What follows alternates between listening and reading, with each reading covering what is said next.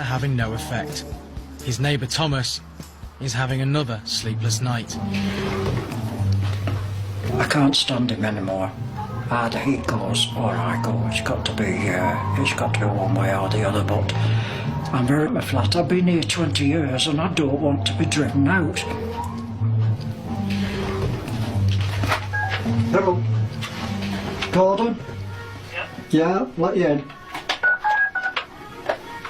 Gordon lives 20 metres away and is also fed up. I mean, nobody can go to sleep with this noise, can they? Bloody ridiculous, isn't it?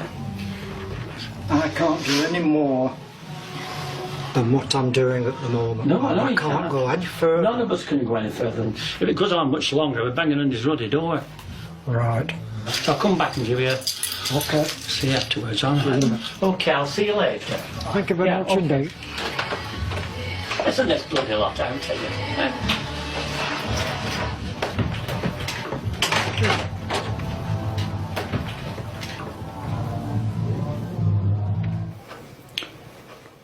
Half past 11. Oh, I was just going to say that we might be getting a little bit of a lull, but not much chance.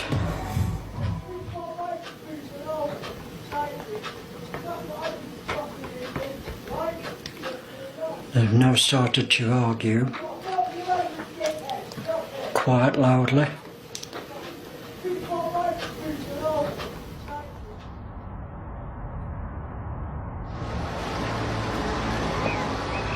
Following the recent incidents, Ivan is collecting the evidence from the sound recording equipment at Tom's flat. Obviously what I plan to do is I'll swap the DVR over for once so I can get those recordings off there. But for now, I just need to get some details really, just about you know, how it's affecting you. Extremely depressed, not feeling well at all, and when it's quiet, I seem to feel it more because I'm ready for anything anything else that's going to happen. Yeah. And these incidents don't happen only in the evening. Sometimes they can go on well past midnight. Yeah. Yeah, I'll do everything that we can to get him to stop.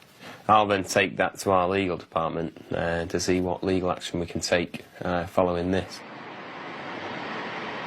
Because we've got a number of residents that are happy to give evidence for us to say what they've been exposed to, and the effects, unfortunately, that it's having on the resident above, I think we have a very strong case to get a civil injunction and potentially with a power of arrest attached to it because of the mental damage it's doing to the chap above.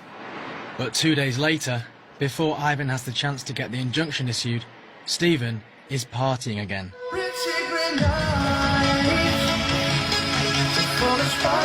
The mother. Going for a bottle, me ma, yeah? Till whenever.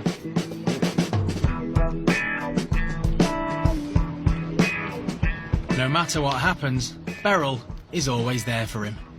Sometimes I'll give him a couple of tins or something, corned beef or baked beans, anything that will make a meal. Underneath it all, there's a good lad. And he used to say, you'll break somebody's heart one day, not realising it'd be mine. Yeah, about me breaking you out at some point. First one at the first of many, usually. There's no light at the end of the tunnel, Stephen says, what I do, how much I lend you, sort you out, I paid your bills, haven't I? Yes. Well, at 73, I don't want this. I should be having peace of mind now. Not all this aggro.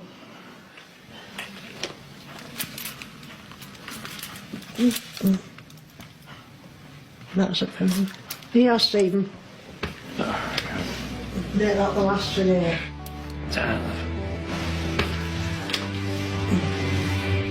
The injunction to curb Stephen's partying has now been presented to court, and Ivan needs to serve the papers in person. I want respite for their neighbours as soon as possible, and there's a weekend, you know, looming, and if he doesn't get served, then there's every possibility that the date for court will get moved, which means we won't get the injunction, which means ultimately the neighbours will have to endure what they've had to endure for a long time now. Gone. It's caught Friday. Civil injunctions.